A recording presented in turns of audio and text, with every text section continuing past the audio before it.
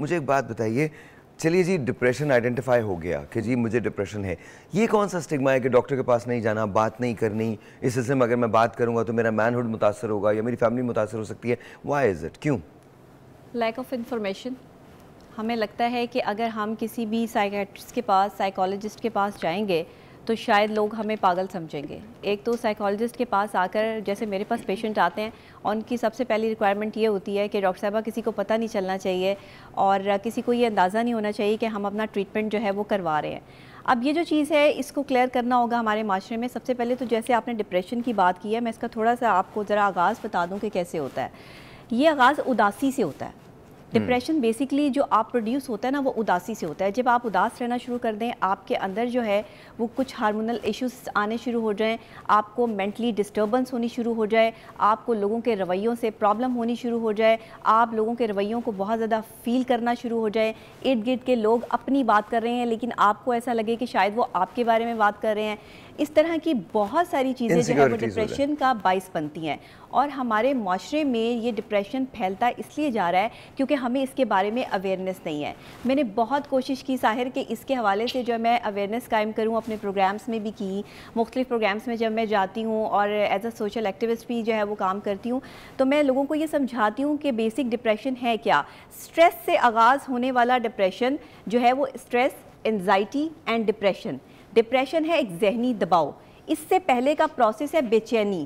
اس سے پہلے کا پروسیس ہے وہ سٹریس جو آپ اپنے کام سے بھی لے سکتے ہیں، آپ کسی کی بات سے بھی لے سکتے ہیں، آپ اپنا کام نہ ہونے کی وجہ سے بھی پریشان ہو سکتے ہیں. یہ سٹریس سے جو آغاز ہو رہا ہے نا، سب سے پہلے اس سٹریس کو آپ نے دیکھنا ہے کہ اگر آپ لوگوں سے دور ہو رہے ہیں، اداسی بہت بڑھ رہی ہے، آپ کو بے چینی فیل ہو رہی ہے، آپ کا دل نہیں کر رہا کسی سے بات کرنے کو، آپ کو لگ رہا ہے کہ بس یہ دنیا جو ہے وہ میرے لیے نہیں ہے اور مجھے کہیں اور چلے جانا چاہیے، تو کچھ وقت کے لیے اپنے آپ کو ٹائم دیں.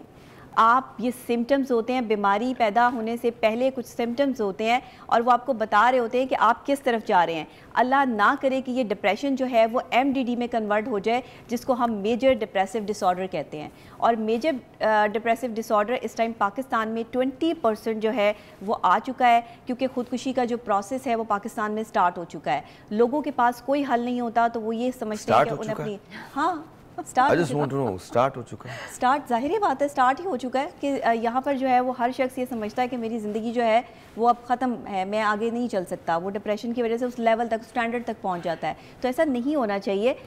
MDD سے پہلے اس کو اگر مطلب کنٹرول کر لیں تو زیادہ بہتر ہو جائے گا. میں صرف اتنی بات کہنا چاہتا ہوں، اوبیسلی ان سب کے بہت ایکسپیرینسز ہیں. The thing is کہ اگر آپ ایک چیز کو ریئلائز کر رہے ہو تو تم لوگوں کے لیے کہہ رہا ہوں، اگر تم یہ ریئلائز کر رہے ہو کہ تمہیں پرابلم ہے تو دنیا میں کوئی تمہیں اس پرابلم سے نہیں نکال سکتا بٹ یو. تمہیں ہی نکلنا اس پرابلم سے. I teach human behavior, I got a masters in NLP. تو صرف ایک بات یاد رکھیے گا، اور میں آنیسٹلی سب کے لیے بول رہا ہوں، اگر تم یہاں ناخوش ہو نا، تم دنیا کے کسی کونے میں چل رہے ہو، تم ناخوش ہی رہو گے. خوشی اندر سے ہوتی ہے. You have to feel it. اپنی اپروچ کو چینج کرو. دنیا میں کون ایسا شخص ہے جو فیل نہیں ہوا ہے؟ کون ایسا؟ آپ بجلی کا بل دیکھ لیں، بہت ڈپریسو ہوتا ہے. میں آپ کو بتا رہا ہوں، میری کمپنی ہے، 5 لاکھ روپے کا بل آیا. امیجن کرو کتنا ڈپریشن ہے. آپ سوچئے. Sir I think this is more about stress.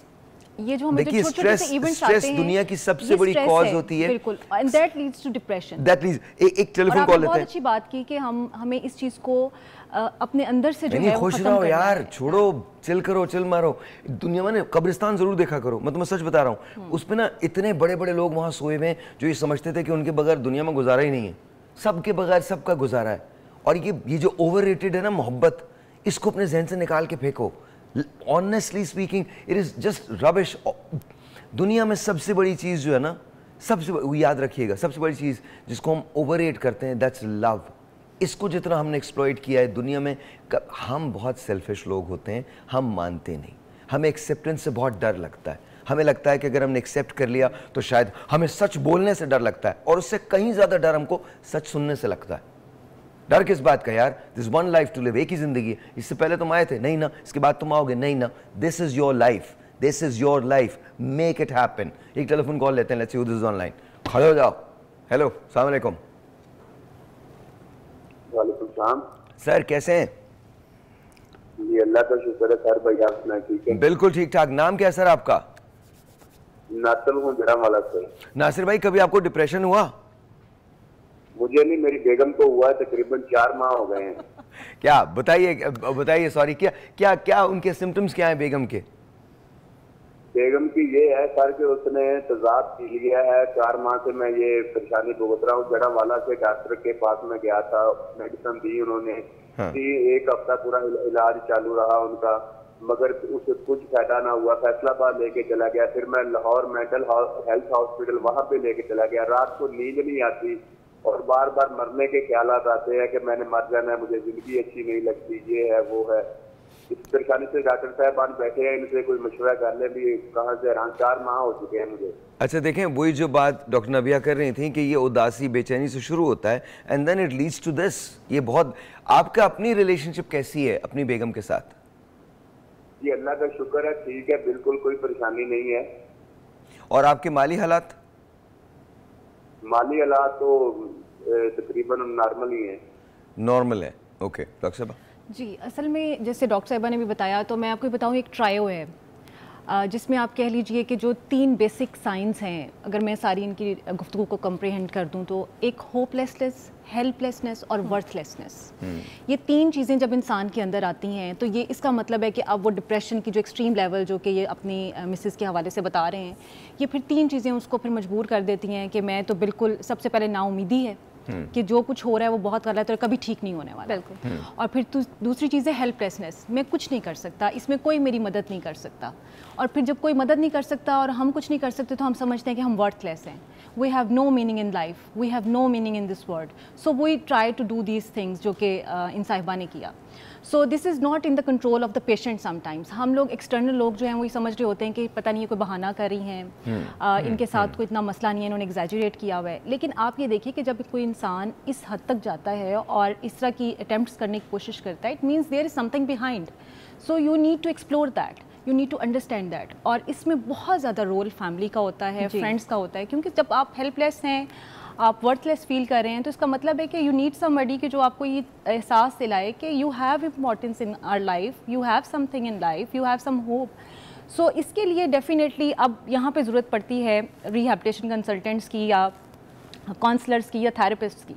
और ये सिर्फ थेरेपिस्ट तक नहीं रहती, जब इस तरह एक्सट्रीम सिचुएशन चली जाती है तो ये 2 तरह से मेडिकेशन और प्लस थेरेपी दोनों साथ साथ चलती हैं। कुछ स्टेजेस ऐसी होती हैं जहां हमें सिर्फ थेरेपी से, काउंसलिंग से जो है वो चीज़ें सॉर्ट आउट हो जाती हैं। लेकिन जब आप इतनी एक्सट्रीम पे चले जाते हैं तो वहाँ पे मेडिकेशन जो है वो भी ज़रूरी है, क्योंकि there is some different neuro activity जो कि आपके ब्रेन से सारे केमिकल्स जो रिलीज़ हो रहे हैं, फिर उसको जो है नॉर्मलाइज करने के लिए आपको वहाँ मेडिकेशन। एक चीज़ और बताना चाहता हूँ कि देखो, एक बात याद रखो, अगर खुदा ना करे तुम खुदकुशी की तरफ जाओगे तो तुम अपने आप को ख़त्म कर रहे हो। प्रॉब्लम ख़त्म नहीं होगी। प्रॉब्लम तुम तब ख़त्म करोगे जब तुम मौजूद रहोगे। दुनिया की कोई, अल्लाह ताला जब तुम्हें प्रॉब्लम देता है तो उससे निपटने का हौसला उससे पहले दे देता है। दुनिया की कोई प्रॉब्लम तुम्हारे हौसले से बड़ी नहीं है, ये बात याद रखो। एक टेलीफोन कॉल ऐसे दिस इज ऑनलाइन। अस्सलाम वालेकुम। ड्रॉप हो गई? अच्छा, ओके। अच्छा, मैं साहिर यहाँ पे एक चीज़ कहना चाहूँगी कि जिस तरह से इनकी मेंटल कंडीशन है, जिस तरह ये अपनी जो है वो बेगम की ये सारी सिचुएशन बता रहे हैं, इसमें सबसे अहम किरदार ये ख़ुद अदा कर सकते हैं। जब आप किसी औरत को इस नौयत तक पहुँचा देते हैं कि वो अपनी ज़िंदगी जो है वो ख़त्म करने लगती है, तो उसके घर के माहौल का बहुत बड़ा इम्पैक्ट होता है उसकी लाइफ पे। उसके बच्चे, उसका शौहर, बिहेवियर्स, उसके साथ पेश आने वाला रवैया। और ये अगर वो खातून प्रोग्राम देख रही होंगी तो वो मेरी इस बात से इत्तफाक करेंगी, और मज़ीद और बीवियाँ जो इस टाइम ये प्रोग्राम देख रही हैं, बीवियों के बारे में मैं इसलिए कह रही हूँ कि शौहरों को टाइम देना है अपनी बीवियों को, अपने घर को, अपने बच्चों को। ये हमारे माशरे में एक बहुत बड़ा अलमिया बनता जा रहा है कि जो हस्बैंड्स हैं वो ये समझते हैं कि औरत सिर्फ घर के काम करने के लिए है, उसे सिर्फ किचन और जो है वो अपने कामों तक के लिए महदूद कर दो, बच्चों के लिए महदूद कर दो, उसकी अपनी कोई ज़िंदगी नहीं है। जब एक औरत शादी करके आपके घर आती है, उसकी कुछ फीलिंग्स होती हैं, कुछ उसकी एक्सपेक्टेशंस होती हैं आपसे। अगर आप वो पूरी नहीं कर पाते हैं तो वो स्ट्रेस लेना शुरू करती है और फिर जो है वो एंजाइटी की तरफ बढ़ती है। टू एजेड स्वॉर्ड है ना। देखिए, एक बात तो, एक तो आपने ये कहा, दूसरी कॉल है मैं लेता हूँ। दूसरी बात ये है कि अगर वो बाहर जाके काम ना करे, और आज एक जॉब से तो कुछ, मैं ऐसे हजारों मर्दों को जानता हूँ जो दूसरी जॉब्स भी करते हैं, तो both has to, both they have to, وہ دونوں کو انڈرسٹینڈ کرنا پڑے گا, یہ صرف ایک نہیں ہے. بالکل سر, ہمیں یہ انڈرسٹینڈ کرنا ہے کہ جو ڈپریشن ہے سارا blame اٹھا کے اگر آپ shift کر دیں گے, بچوں میں, ایلڈرز میں, ان ایوری ایج